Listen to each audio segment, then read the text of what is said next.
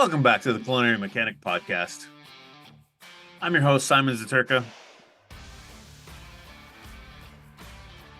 I hope you guys are ready. We're about to talk about some real deal, like insights and strategies around prime costs and hospitality. My guest, again, is Christopher Wells, and I think that you're going to find that this guy really has got a great sense of what it takes to be successful. I know that our conversation made me really happy inside, knowing that hopefully we're going to help some people. Perhaps we'll give others some insight. But at the end of the day, it was a great conversation. We had a good time. This is where I'm supposed to tell you to like or follow, subscribe to this podcast, whether it be on Spotify, Amazon, Apple Podcasts, or even on YouTube, because we've got to do the video version too, because why not? But anyway, can't wait for you to hear the rest of this. Thanks for coming and playing in our sandbox. Here we go.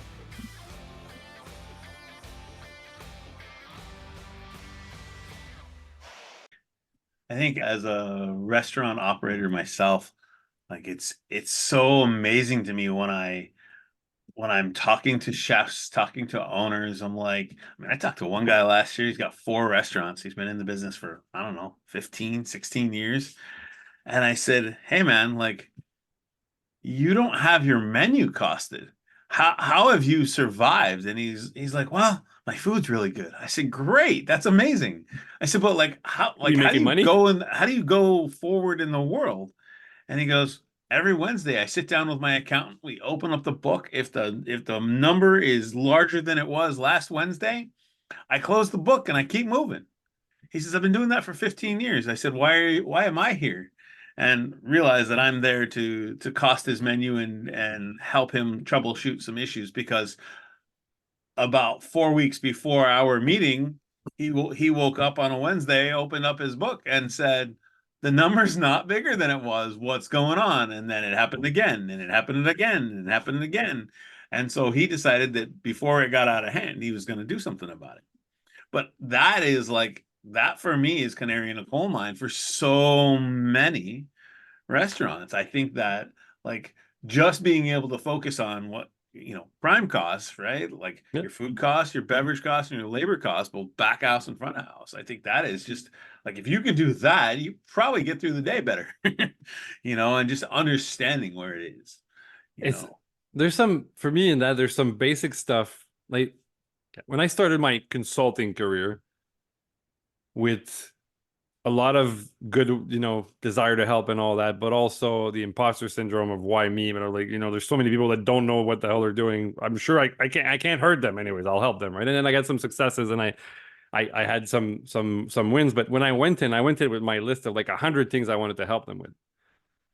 But in the last year that I was doing it, I would go in and I'd look at 2 things, and usually within the first 3 hours of my mandate or whatever you want to call it, I would have fixed 80% of what I was going to fix. Because I'd go look at labor, front and back, and I'd do reverse engineering on that. And then I'd say where we at on the costing was the last time that shit was costed, and we have a recipe book, and is it being followed? But going to a restaurant, I'm a huge fan of reverse engineering. If you know the numbers you want to hit for your business, right? If you say you want to hit, we're talking 60, 65% prime cost before. Let's say that, the traditional, food cost is always, there's a lot of people debating this now. Is it 28? But, 33 is the number that's always been thrown around, or 30 or whatever. It means you got 30, 35 for labor, right? But you got 30, 35 for labor. A lot of times it'll be 17 for the back, 12, for the back of house, the heart of the house, whatever you want to call it. And then, 12, 11, 12 in service, and 4 or 5 in management. Well, reverse engineering means if you usually sell 10,000 a week, 10%, then just to make it simple, because I'm not that great at mental math. I'm good at doing it for inventory purposes, but let's say that it's 10%. That 11, 12, let's run it to 10. Selling 10,000 means you have $1,000.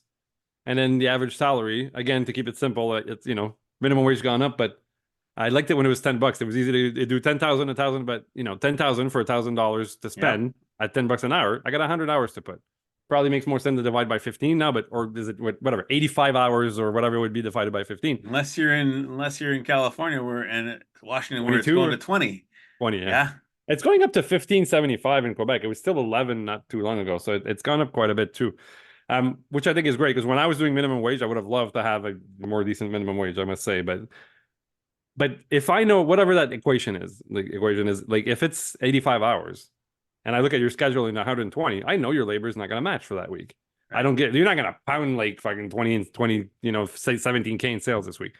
So reverse engineering for me is how do I, same thing with the kitchen. Like let's do an average on the salary. If it's, 21 bucks in the kitchen or whatever it is, well, if you're going to do 10,000 divided by that, this is what your budget should be to hit a decent budget number. Now, obviously I'm aware there's like what I'm saying now is a generalization. There's a million, but this is a base. And how many times did I go in and my client, her scheduled at 386 hours for the week. And I say, it should be at 286. He's like, "Are you crazy? I'm gonna cut a quarter of this. Like this, impossible." Well, you know what? Within 2 weeks, she was at 326, from 380 to the three Yeah, to that's halfway 326, there. on halfway there, and then we got close to 300. But I'm like, this is 40, 50K a year. So you're not making any money. Now we just found 50K in profit Yeah. because, and then the same thing with the menu. So reverse engineering. Okay, so that you're saying that the hamburgers, your burgers are supposed to be whatever it was. I can't 200 grams or whatever it was, 180 grams or whatever, or patties were supposed to cost it at. So I go in, I'm like, you guys portion them. She's like, yeah, yeah. So like, okay, bring out the portion. And then I weigh 10 of them. And I None got of them some the at, same. a few at 180, a few at 170, but I got a lot at 200, 220, to this. So I did an average of what the bin was at. And I was like, you're over 30 grams on 40, 60% of these, and then extrapolated that to how much she sold in a week. And I said, this is, I don't know, whatever that was, $400 worth of meat. Yep. That means it's 1,600 a month. That means it's 15, 18K a year that you're wasting just on burgers. So that's the kind of stuff that when you focus on going back to prime cost or variances or stuff like that, this is where the difference between restaurants that make money and don't make money. Because I Yeah. can't, if unless you sign a shitty lease and you're getting ruined and you're at 14% of your revenue is going to the lease, yeah, you're not going to make money. But if the rest of the business has been set up properly, the day to day of portioning, following your recipes, and knowing where you stand with stuff like that is the difference between restaurants that the famous they close between 5 years and others that are around that are making money. I've Yeah. seen restaurants at 3-5 million in sales making no money, and I've seen restaurants a couple of years ago they probably do more, but close to $1 million where the couple are both making a decent salary Yeah. because they operate within numbers that make sense anyways. But Yeah. Yeah, it's fascinating that all well, you know, all the numbers aside, everything, I always go back to like if you want to understand why something is, write it down, measure it, right? yeah, What gets measured gets managed. If yeah, you want to understand why your labor cost is high, write it down, be clear about what you're spending, and then look around and go, oh, that guy's standing around for an hour, that guy's standing around for an hour, yeah, and then you can trim it, right? Like you can actually make things better. But people, I feel like people like to pretend that they can divine it, right? They can, oh, I feel it. No, you don't yeah. feel it. I'm sorry, I business is will not will this feeling. into success. Yeah, yeah. Business is not feeling. Business is No. not numbers, dollars, and cents. Yeah. And people get tied up, I think, in oh well, that client of mine that we took down for like dozens of hours. She was like, I need to give these guys their hours. Like I remember having as actually one of my assistant managers. I was portioning food for a chain that I worked with. They were portioning the chicken tenders or whatever it was. And we're like, wow, they're kind of stuck in the back. The guys are busy. And we have a hostess at the door because we're open through the afternoon. She's like, she's not doing anything. So she grabbed the hostess. Listen, can I ask you for help? You're gonna come back here in the kitchen, like kind of half of part of closer to the kitchen. You're gonna portion these things. You're gonna put some gloves on. You're gonna weigh these. And when a guest walks in, you're gonna say, hey, hi, I'll be right over. Remove your gloves and go see the guest. And it probably won't be. And she I remember that afternoon she portioned 3 cases of chicken tenders, but nobody came into the door. So she would have been standing there with her arms crossed, and now we got a bunch of stuff portioned that we don't need somebody else to do. So it was like, no, there's always this is not my job. But again, this becomes leadership, and how can want to help the rest of the team. We'd love if you can help us with this year. And for the person, instead of standing there watching flies fly around, a lot I know in the rest in our business, a lot I'd much I'm rather sure be that doing young something. lady as the hostess was thankful because Yeah, it's like flies are she's not she's that getting interesting. flirted on or talked with the guys in the back, and she's kind of more in the action than standing alone at the door and doing nothing. So The restaurant business can be a grueling, grueling day-to-day endeavor. And with costs rising all the time, profit on the bottom line, it's getting scarce. It's getting hard to do. Culinary Mechanic is here for you, though. From systems, tools, and structure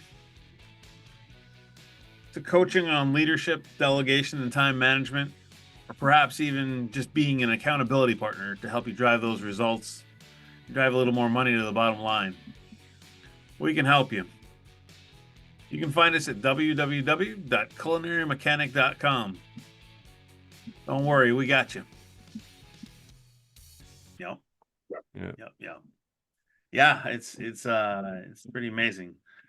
I want to touch on one last thing, I think, because this is where you and I really, like, when we first met, it's the hospitality of business. I'd love your thoughts on it. I'd love perhaps if you can fashion it into some advice for folks out there who are running restaurants, because I think that you and I agree, without hospitality as an industry just doesn't flow.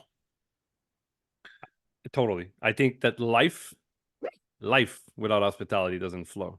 Yeah, And I I'll would tell agree you with what I that. mean by that is, to me, everything is about attitude of service. And when you're in the service of, and I'm not a religious person. If you are, I respect you, God bless you, whatever. But I'm a bit of a misfit. But I believe that when you do things, and in our business, it's funny because I don't, somebody on LinkedIn recently in some of the groups that you and I follow, they were saying, like, what's hospitality for you? What's the difference between just kind of serving somebody or whatever, I guess a client, or and then offering hospitality? And there's a bunch of great answers, but to me, it's what's the intent behind it. Right. If the intent behind it is to make you happy as a guest, to provide you with a better experience, to not, I'm not trying to go for a tip. I'm not trying to feed your mouth. You could go home, peanut butter and some crackers, survive on that. If you're coming to me, whatever the type of restaurant, you're coming to me for some form of an experience. And if I provide that with the intent to make you happy and to give you value for the money that you're spending with me instead of spending it with somebody else, that is hospitality. So I approach that in everything that I do, with my wife, with my daughters, with my parents, with my friends. I try to come at it with a mindset of hospitality, a mindset of attitude of service. So the intent behind it is to make them happy, to be empathetic and have a higher emotional intelligence of how there's a classic of treat them the way you'd like to be treated. No, how about we treat them the way they'd like to be treated? Because I Yeah. understand how I've worked with enough humans. I've been doing this long enough that I understand probably what your triggers are and what you like. So I'm not going to sell you the wine that I like. I want to sell you. That's where I think a lot of people get it wrong in our business, to tied to hospitalities. There are a lot of people, and I'll start with a lot of mixologists out there. There's some great ones, but it's all about themselves and their belly button. I know 12 type of piscos, and you don't even know what pisco is. I take what I do seriously, but I don't take myself seriously. And a lot of people in our industry and other industries too, but now we're talking about ours. A lot of people have this backwards. They take themselves seriously, and then maybe the work doesn't get the attention that it deserves. So, but if I go at it with a mindset of hospitality and of attitude of service, I will be thinking of what is the best thing for you. If I love funky, gamay in the Beaujolais and from the Fleury region, and I get a couple that's 62 years old that's traveling out of town and they're having, a steak and a salmon, they usually drink California Cab. Why the hell Yep. am I trying to sell them what I like? How about I sell them the best bottle for them? So Yes. that's where people get it backwards. And I'll leave you with a story that really hits me with the attitude of service. And it was like, general manager of the mall has this they have this big sale this weekend, right? Like the big whatever, the spring sale, whatever it is, and everybody's coming in. It's super busy weekend, so he asked the janitor, "Can I ask you to do the best job possible on cleaning the floors and waxing or whatever, make it shine, right? So the guy spends like a day and a half, from Wednesday on to Friday to prepare it for the weekend. And on Saturday, the GM walks in and the mall is full and all the vendors are happy and the people are happy and there's activities for kids. And he sees the janitor who's like crying and he's like, "Why are you crying?"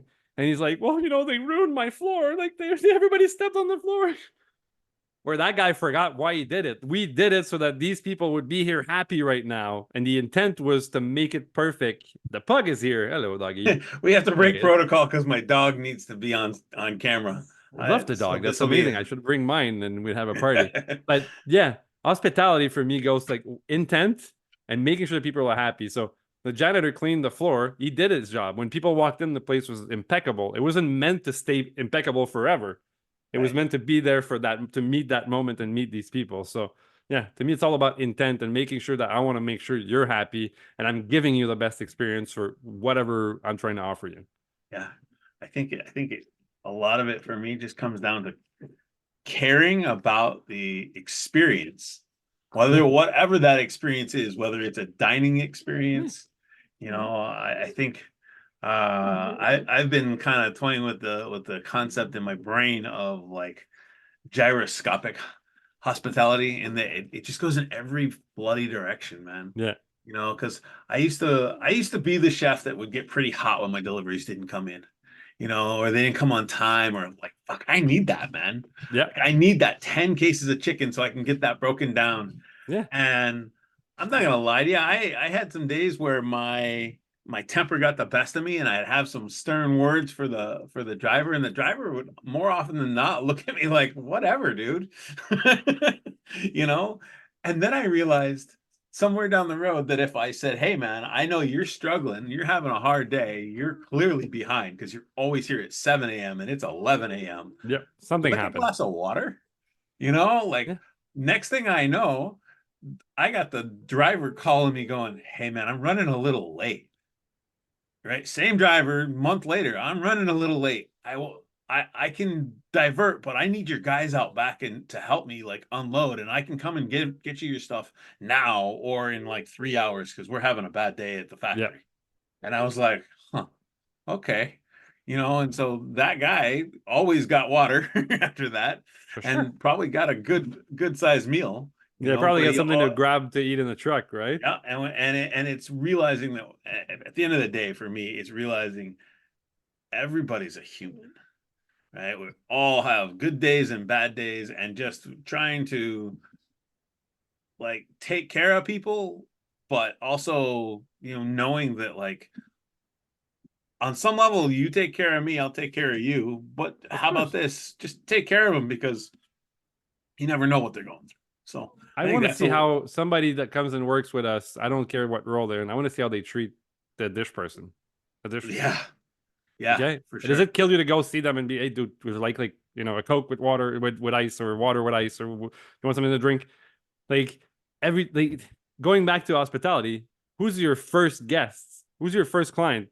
To me, my employees. Absolutely. Because they're the ones that go You're back home and loved. talk about your business and talk about how they're being treated and how they like it. If I make you happy and I make you feel, what, are we gonna bash people in because you're a number and you're just gonna work for? No. How do you want people to take care of your guests if you don't take care of them, take care of your Absolutely. suppliers, take care of all these things? Like I guess that's what you mean by, I'm probably gonna mess it up, gyroscopic hospitality, but Not hospitality goes everywhere, right? every single direction, Yeah. up, down, high, low. Yeah, it just the concept of a gyroscope recently just got in my brain, and I was like, well, that's kind of what it is, right? Like, Yeah. it's just not failing to recognize the humanity and the need for care. I Yeah. think I think when we do that, like hospitality takes care of itself. But it's the same for every level. Somebody drops a resume, you go in, you're nervous, you just want to drop a resume. Here's the difference between, hey, even if we're not hiring, and everybody's hiring these days, but let's say you're not hiring, and you're like, "Hey, Mary, thanks for coming in. You're applying as a hostess, as a server, perfect. You want to work full time, part time, cool. And any days that you don't want to work, just so that my manager at least knows what's going on. Cool. Let me grab a few notes. I don't know, that we have any needs right now, but I'll make sure the manager gets this, and if they need, they'll give you a call. But thank you so much for coming and seeing us. right? Hope to come and see you, even if you don't work with us. Hope you come and see us, and we get Yep. to serve you. Versus, yeah, cool. We're not hiring, but sure, and then throw it under the bin and they go. Right? Same thing. The way you receive like suppliers. I've done both. Right? A Yep. few years ago, I was working when I was in Ottawa. I started my consultancy. I was working for a reservation system, like like there's a million of them, like Open Table, Resi, all of these guys these days. And I'd go in, and I know when to go in. I'm not gonna go in at quarter to 12, right? Right. But I'd go in sometimes and just be like at 2:15. I would pick 2 to 3. The only time I'd go in, talk to the owner and manager. Listen, I don't know if you have any needs. Just I'm in, we're working with a bunch of restaurants in the area. Just want to leave you a bit of information. Don't want to take too much of your time. If you think it can help you, love to give you more details, but just wanted to shake your hand, see you in person. Most Yep. people are like, hey, let me take a look at it, and may have done a sale or two off of that, but didn't do much.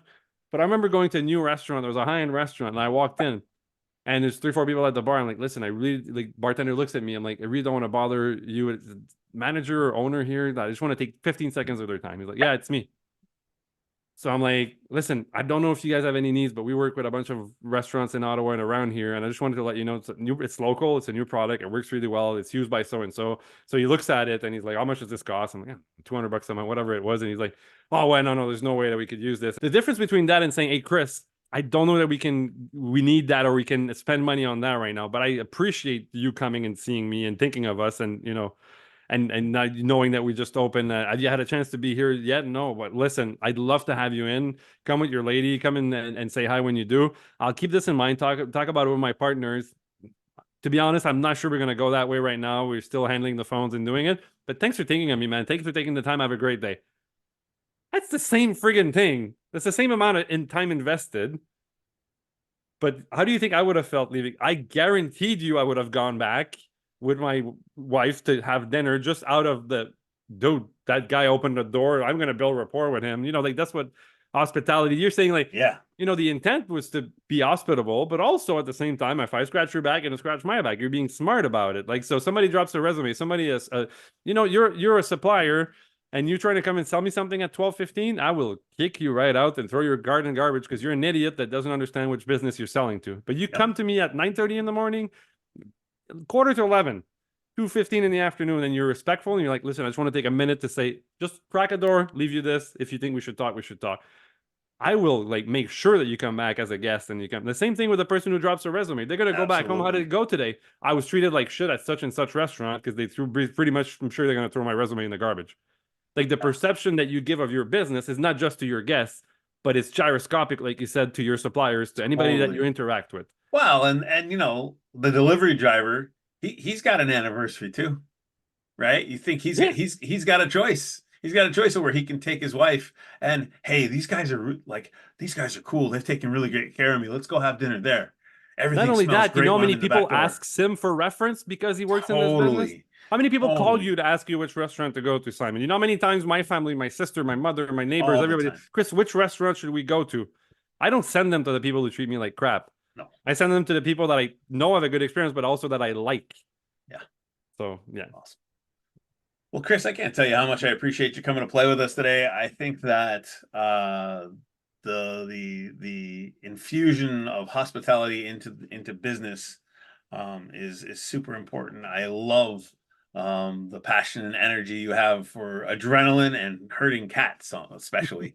I think that is a special thing, but also super super necessary in this industry. I think that the for me a lot of it is the concept of having fun every day. So again, thank you so much for coming, and look forward to hearing how piecemeal continues to grow and evolve. Well, I appreciate you having me. I think you and I could have done a 12-hour podcast together. No This was doubt in my very mind. enjoyable, and I'm very excited to see you. You've hinted me some other episodes of the culinary mechanic that you've taped, and some other people I know you're having soon. So I'm excited to hear the other conversations you're having, and I'm sure that you and I will cross each other soon. Yeah, absolutely. Well, thank you so much. Have a Thanks, great Simon. one. To all you Cheers. out there, have fun. Keep it real. Bye bye.